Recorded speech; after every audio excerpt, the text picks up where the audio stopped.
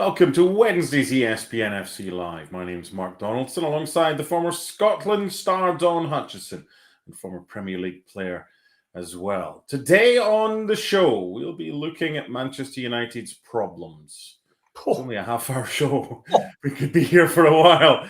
It's ahead of the 50th game in charge for Ruben Amorim against Sunderland at the weekend. And Don's going to take you through what's been better and what's been worse since they got rid of Erik ten Hag. We're also going to look back at yesterday's Champions League fixtures and look ahead to some of the action today. But we'll start now. We've only got 10-15 minutes, Don. So we'll keep this as not as brief as we can, because I want to get in depth into this.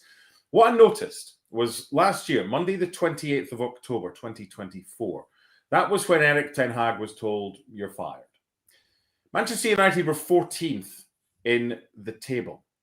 Nearly 12 months on, 338 days, Don, Manchester United are still 14th in the table. I have a funny feeling your secondary part of this answer will be longer than your initial part of this answer. What's better at Old Trafford and what's worse since Amorim took over nearly 12 months ago? Well, I think that the fact that you've just read the stats out tells you this conversation is probably over, and it's probably over for Amorim as well, because he hasn't improved Man United. The worst thing is what he done when he first come through the doors. He put that flag in the sand, which Man United fans sort of latched onto, and everyone loved it because he was sort of brave. But then, like, the pro in me and the analyst in me thought, brave or naive? And it was putting that flag in the sand and saying, I am never going to change my system. This is what I'm going to do. And I thought that was a very dangerous thing to do very early on, because it leaves you no wriggle room whatsoever. What if your players that you've got can't cope with the system that you want to play? What if you have some injuries and you lose, let's just say, wing-backs, for instance, and you can't play with wing-backs? But he told us he was never going to change. He said, you'd rather, the Pope's not going to change. We're not going to change for the Pope. And he said, if you want to change the man. Everything that he was saying to me was just leading towards him asking for the sack. He got asked last year, are you the worst Man United team in recent history? His answer was, yes. The question from a journalist was, are you in a relegation battle? His answer was, yes. Mm-hmm. So everyone sort of, Man United fans, latched onto the fact that he was honest, and he actually was. So you can't sort of condemn him and knock him for that. At the same time, you're Man United manager. And how on earth, off the back of Erik ten Hag, have you made this club worse? How have you not improved? Because most managers in the Premier League, good managers, and I've always championed Thomas Frank. Now, he's got to Tottenham, that ship sailed. And the reason why I said Thomas Frank is because he can change a system. He can change the system before the game. He can change the system for the opposition.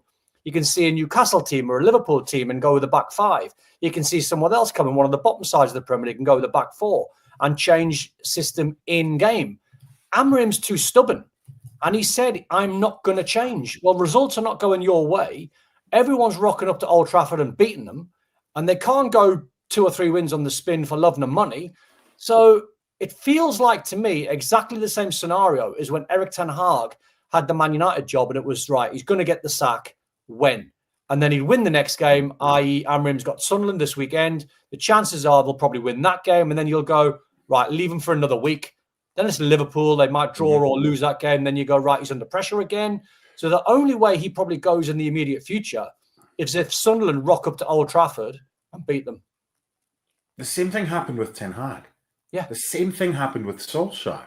Yeah. I mean, if they get rid of Amorim, they're looking for their 7th permanent manager since Sir Alex Ferguson in 2013. And bearing in mind, he was in charge since the mid-80s. That was probably an anomaly. And he took them to levels that a lot of their fan base now expect that is where they should be. And they're miles off it. Let's take another look at some other statistics from Ruben Amorim's first 49 games in charge. He's got a win rate of just over 27%. Dreadful.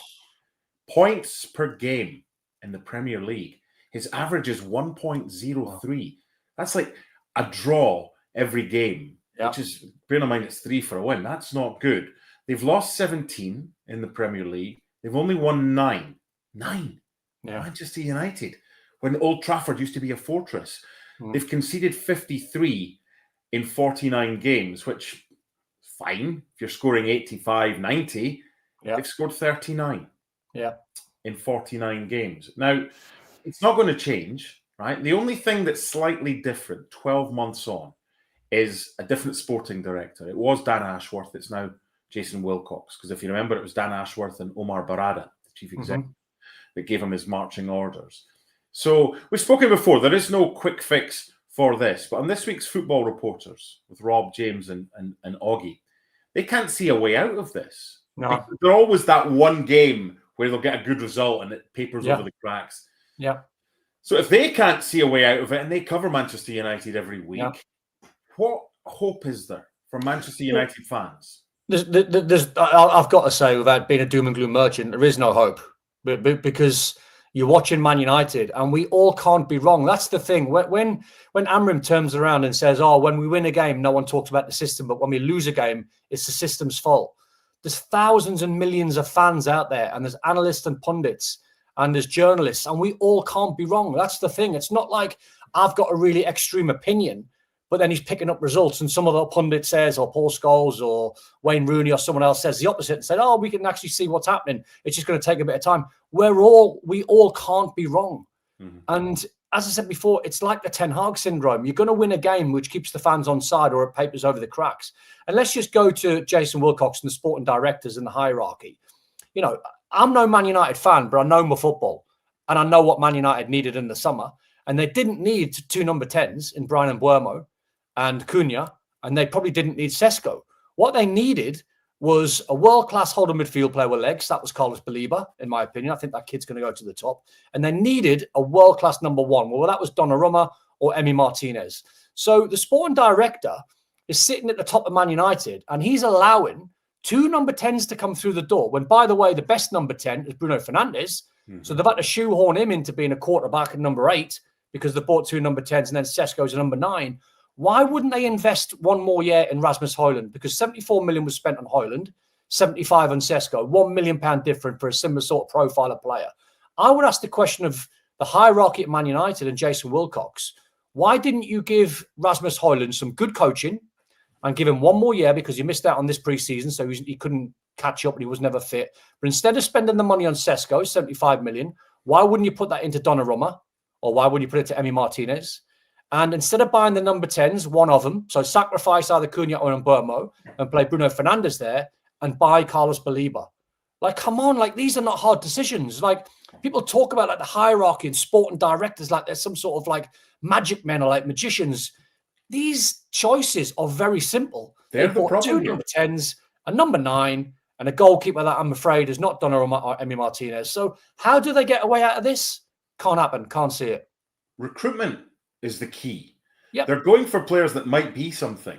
Rasmus Højlund might go and do something quite easily, could, whether it's at Napoli or whatever. They should be signing projects. They shouldn't be signing projects. They should be signing players. But if you sign a project, Mark, if you sign a project player, make him your project, coach him, give him time. Goalkeeper. And there's the other thing. How many players has Ruben Amorim improved 1 year on? Can I think of any? Look at Eddie Howe. They were talking about this on the Football Reporters on ESPN FC. Eddie Howe went to Newcastle. He's improved the majority of that squad. Right? Joe Linton was a laughingstock. Right? Now Joe Linton is key. And pretty much every player he's improved. It's not just recruitment of players. You don't just go out and sign a goalkeeper that you think might be decent when Donnarumma's an option. You don't just go and sign Højlund. You sign players that can do it. So part of the issue, in fact, a big part of the issue, is the hierarchy. But how much is Amorim to blame here? Oh, he's massively to blame, because he's, as I said before, he's putting the players out on the pitch. So he's putting Sesko, he's putting Cunha, he's putting Brian Mbeumo, he's putting Bruno Fernandes, he's putting players out of position. Look, the other question is when you watch a Man United team, how many players does he actually play in their right positions? I watch Man United and I think I'm watching 5 players playing a Man United team that are all playing out of position. Well, Bruno's playing as a defensive midfielder. Luke Shaw's playing as a left centre-back. Exactly. Diallo's playing as a wing-back. Mason Mount come on the other day, played as a wing-back. You know, I said before, might be on this show, if Amorim had Ryan Giggs, the best Premier League winger of all time, you'd try and play an inverted as a number 10. Garnacho's a winger. Now, I'm not saying he's going to rip up the world. Garnacho's a winger, and he's now gone. Diallo is a winger. This kid needs to play in his best position. And if you flip it back to Eddie Howe, you know, his very first signing for Newcastle United was Kieran Trippier from Atletico Madrid. And the best thing that happened about signing Kieran Trippier, apart from being a brilliant leader and a fantastic player, so culture-wise, perfect player to bring in, Newcastle sort of half offered him or had to ask him the question, do you want a release clause? And he said no. He said, if we go down because Newcastle are in the bottom three, I'm willing to stay in the Championship to get Newcastle back up. That set the tone at Newcastle. Players now are coming in when Newcastle were in the bottom three to take them out of there. And by the way, Eddie Howe now hit Champions League football twice on top of winning a trophy for the football club. On top of recruitment's been brilliant, losing sporting directors for fun. Adding on the fact, as you said, he's improved nearly every single player.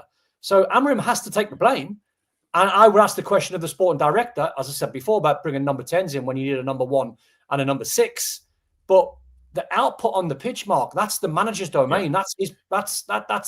That's where he lives and that's where he dies. And that's where managers will always live and die by results. And he ain't getting them. And Man United fans are thinking, what are we doing here? Whenever we talk about Manchester United, we get loads of questions because there's so many fans all over the world. They're still one of the biggest clubs. They might not be playing well.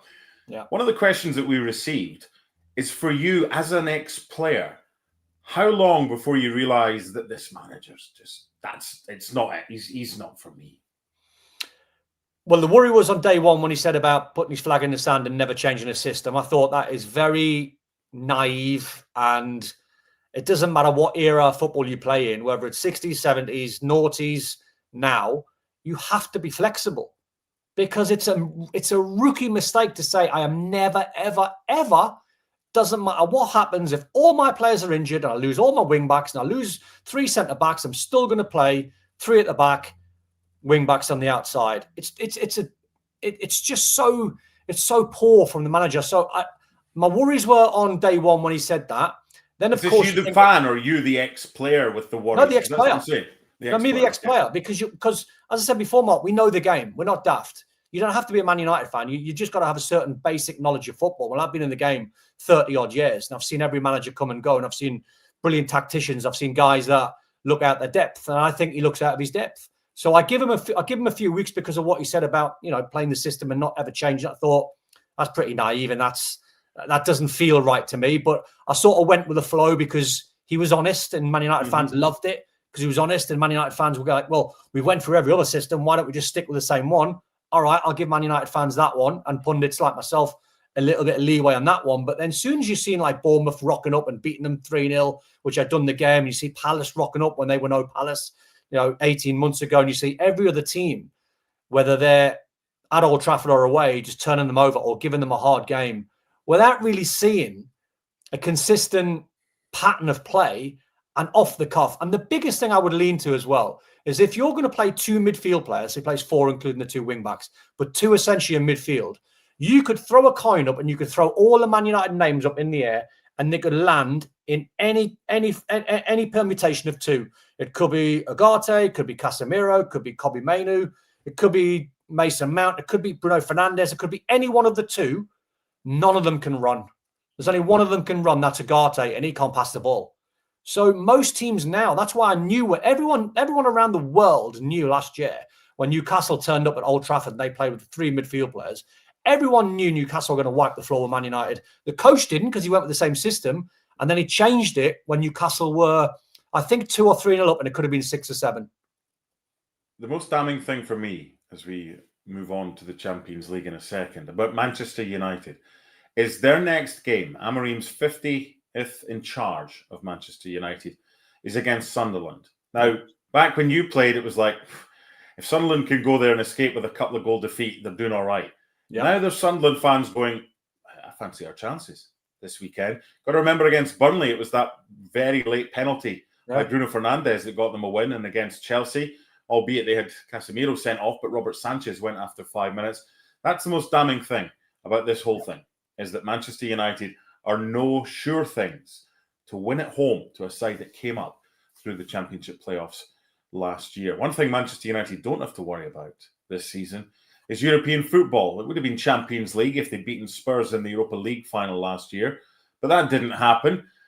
So what about Spurs in the Champions League? Let's briefly talk about some of the games yesterday, how they got a point I don't know. Bodo Glimt. They won there the last time they were there in the Europa League last year, but they could have been 4 or 5 down at half-time. It's a good point for them in the end, but were they lucky? Oh, very.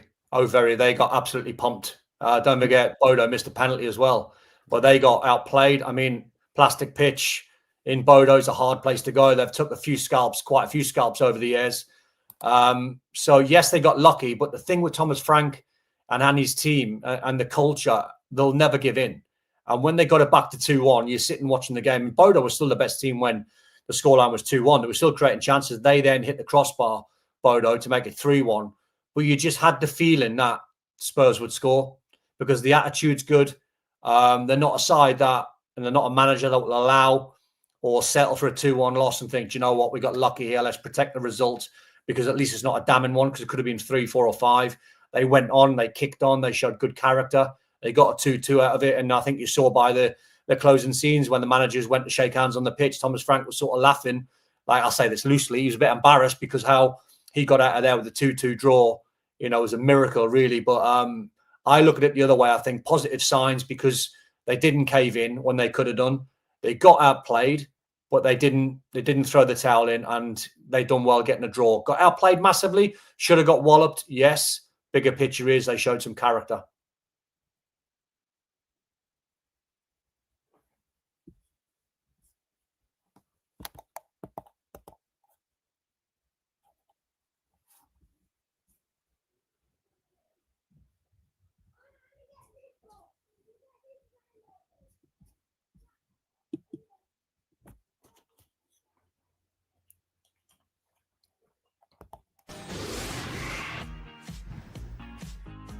Welcome in then to the latest edition of Extra Time. Oh, thinking about tomorrow now. Yeah, we were looking at Craig's working tomorrow, and the Champions League games aren't particularly appealing. Chelsea, Benfica and Galatasaray, Liverpool, I think, are the two that are the highlights. Well, I mean, we'll have the games on, and then his nibs will be behind me. Oh yeah, he's going to be getting... and I'll know he's behind me because he'll be eating his soup. Yeah. Yeah. And his bag of chips. You know they'll be there. That's all you hear. Napkin down in front. Right. You know he's there. Shaka, do you see Chelsea or United sacking their managers soon rather than later to try to poach Glasner from Palace? Relatedly, if you were Nuno, would you have passed on the West Ham job in anticipation that Chelsea and United job will be available? I don't think I don't think Maresca's any kind of trouble, and I don't think Manchester United go for Nuno. So, to that point, he's right to take the West Ham job as available, get him back in the game. I'm a little bit torn on Amorim in that every time a United manager needs a result, they somehow get it, and they just end up kicking the can down the road. No, don't get me wrong. I'm not saying that I think he should stay. Well, you think they're looking for an excuse? I'm kind of, from a Newcastle and West Ham perspective, I'm kind of happy that he's. They're basically looking for an excuse not to sack him. Correct. Right. Correct. And I think you saw this for a long time under Ten Hag as well. Every time all the rhetoric was, if they lose this weekend, he's gone. They somehow get a result. We had this 2 weeks ago, and they beat Chelsea. Right. And now we're having it again. So it wouldn't surprise me that Manchester United get a result against Sunderland, and then all of a sudden, all's right in the red half of Manchester until next week. He didn't get that far in Leverkusen, did he, Ten Hag? No. He just come down the steps of the plane and they sacked him. Yeah. I mean, that's enough. That was incredible. Was it 3 games? Was it 3 games? Made a mistake. Oh boy! Ever since they got beat off that under-20 team in the summer, they got hammered. The Brazilian under-20 team, yeah. That was it. The alarm bells were ringing. Now, I'm not sure if you saw this, of course, a viral moment. A college soccer player kicked a 33-yard field goal to win $350,000 with Pat McAfee. Yeah. Could you kick that far? Not now.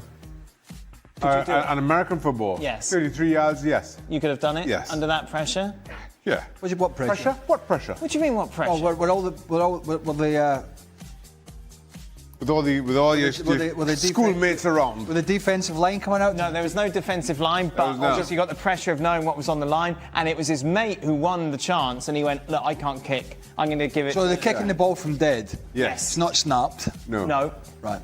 33 yards. Yes. That's So he brought in a ringer, basically, and got his soccer mate. Brought in a soccer player to kick a little 33-yarder. That's a trip. But the old... Not now, because the quad muscles have gone. Okay. Back in the day... Right. What's happened to the quad muscles? Well, they're just gone. Where did they go? I don't know. We just had enough, to be fair. They're just like, I had enough. Whatever this is, I had enough of it. Well, there's moaning. Just can't... not now. Right. No. That was all right.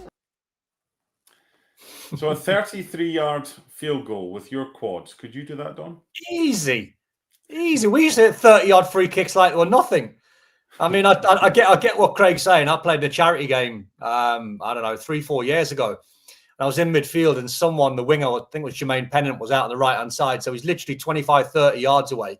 And the muscle memory kicked in, thought, as we sort of do, right, that's a sort of little pitch and wedge. That's a 9-iron out there. So my brain selected the 9-iron. I've gone there, pinged it out there. I was 20 yards short. Of course, what's happened there? So honestly, like you look at your legs and you think, where's the muscles gone? In our prime, standing ball, drilling one, I reckon about 55 yards-ish.